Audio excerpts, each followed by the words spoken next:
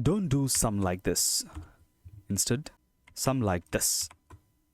And if I click this furniture, I get the sum of the furniture. If I click the office supplies, I get the sum of the office supplies. If I click technology, I get the sum for the technology items. Now if I want to select multiple, I can select these two and then I get the sum.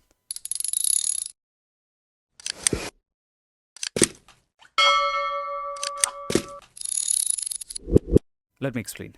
So if you in case you created a table with multiple data and it has various categories, and when you do a sum by pressing alt equals, or just put the formula equal to sum, open the bracket and select the items, and then we get the sum.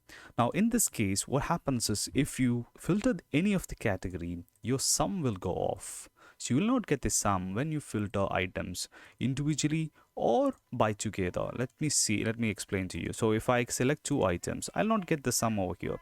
Instead, what we are going to do is we are going to create a table format and calculate sum based on that. Then whenever you filter, you will get the sum like this. So in this table, if you look at this, now if I want to select multiple, I can select these two and then I get the sum here clearly. Now let me explain how we can do this, right? Let's go to the our table here. Let me remove the sum. First of all, I'm going to select this table and then press Ctrl T, then click OK. So this way I'm going to create a table format for this data. Click anywhere on the table, then click Insert Slicer and select the category and click OK. So I get the slicer over here and I can play around with, I can change the colors over here, or if I want to have number of columns more than 2, let's say 3, I can make it as 3. I can adjust the size, right? And if I want to insert couple of lines and adjust here, I can do that as well. And now I will make it a little bit bigger, right? And let me just double click again and go to the slicer format. And here I can have multiple other options as well. So if I click on furniture, the filter will be applied and you'll get the furniture details. If I click on office supplies, and you'll get the office supplies details. If I click on technology, I'll get the technology details. So to remove it, I can press this button. Now if I don't want to see the category, I can even remove that part. Let it be there for some time once we done the calculation. Now there are different ways to do it. If I want to insert a shape, let's say I want to insert a shape and I want to see the total over here on this table, I can do that. I can adjust the outline, I can do the shape fill, I can do various color coding. Anything can be done over there. Now if I want to see the numbers over here, I have to refer this to a cell. So let me insert another shape and say total sales. Okay, total sales. Let me adjust the font here. Let me enlarge it a bit. I can make it bold, and let me just adjust this. Now if I want to see the total number over here, I have to refer this to another cell. So for that, I will fetch the details from this table and then I will put it on another cell, and from there I will drag it over here. So for that, I'll use the formula called subtotal. In the subtotal, the first thing which I need to select is the function.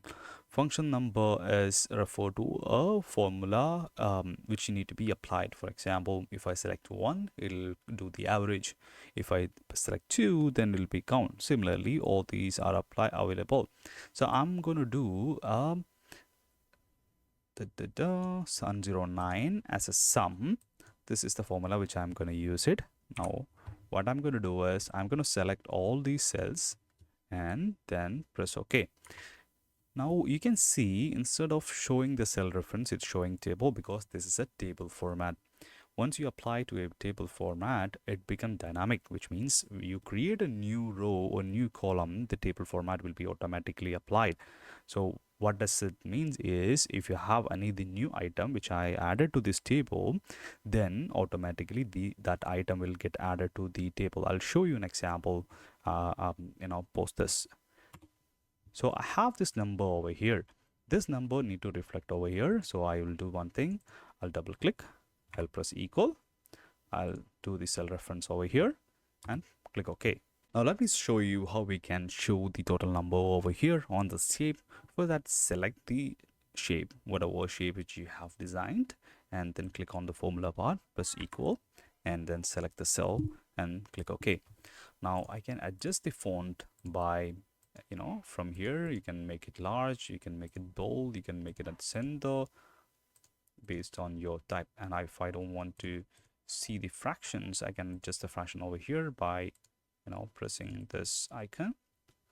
So I get this. Apply the currency. I can make it the currency over here from the format cell option.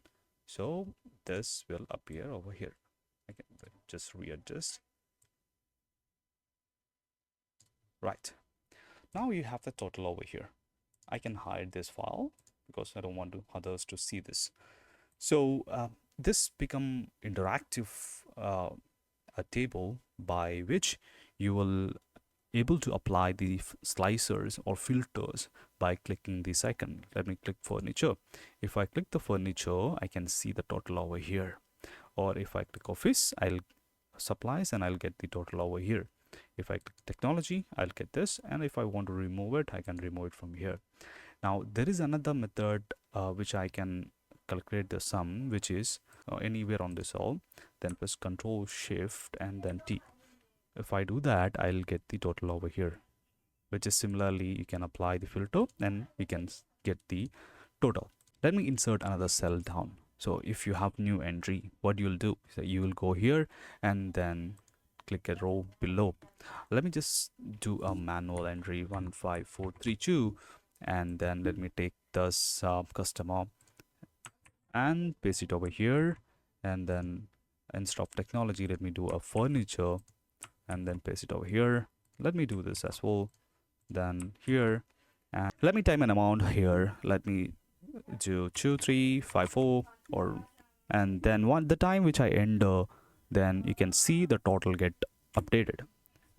Now when I filter by furniture, then I'll get the total for the furniture including the new line item. This is an extremely useful trick to calculate the sum if you're using large data. If you find this video useful, please give me a thumbs up and share this video with your friends. Thank you so much for watching.